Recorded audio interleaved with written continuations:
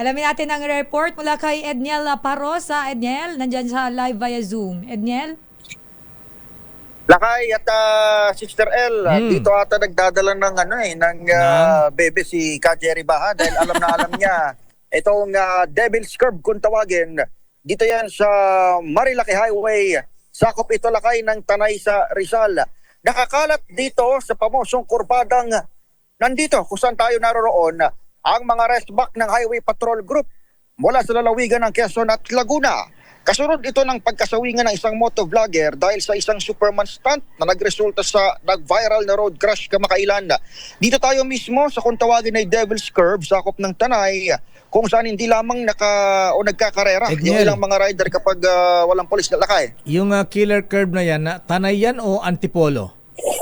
Tanay lakay, Tanay Rizal, dito na yan sa kabundukan. Siguro Papunta ito lakay doon sa Sierra Madre.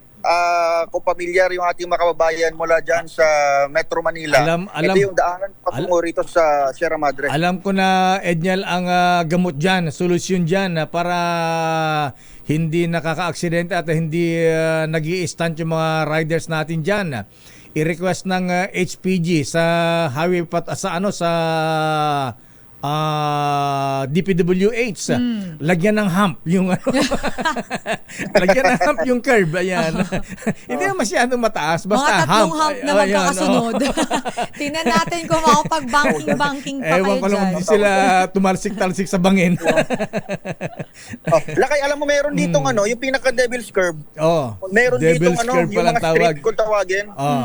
Yung may strip dito, yung rumble strip kung tawagin sa kalsada. Para hindi para hindi mabilis yung mga motorista. Kaya lang syempre kapag walang pulis, ayun na nga ginagawang karerahan. Ang masaklap pa rito, hindi lamang ito noon hindi lamang ito ginagawang karerahan. Itong paligid ng Devil's Curve, meron ding mga nakatambay rito lakay, yung mga nagpapahingang rider, yung kanilang mga kasamang angkas na nagkakape, o kung hindi man nanonood ng mga karera. Ibig sabihin, sila rin mismo ay oras na magkaroon ng road crash dito. Gaya nga nung nangyari kamakailan. Pero ngayon mismo umaga, wala na makakapagkarera dahil tinayo na ito ng police outpost, itong Rizal Provincial Police Office. At nilagyan na rin ng mga force multiplier ng HPG.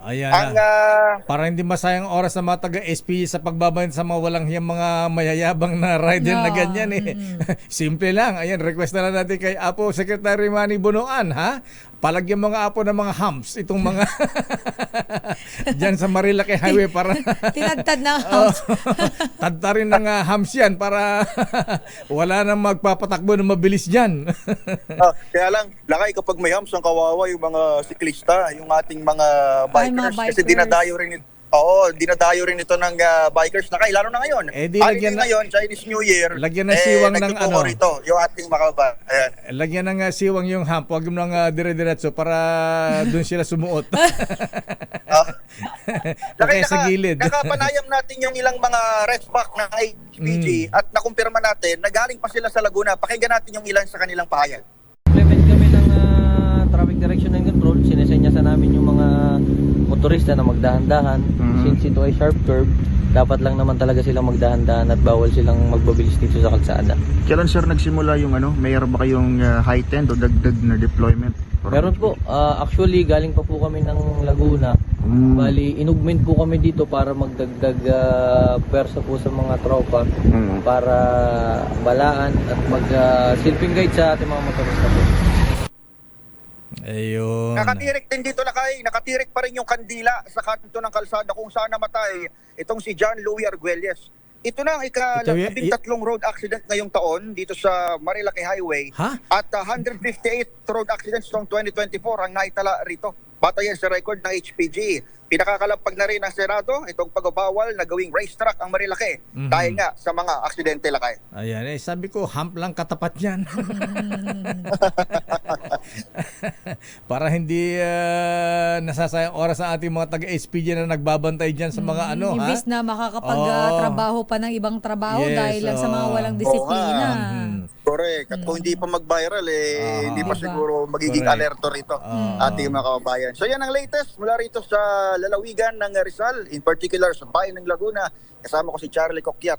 Ito si Edniel Parosa, nag-uulat para sa DZRH. Una sa Pilipinas, una sa Pilipino. Damdamin Bayan.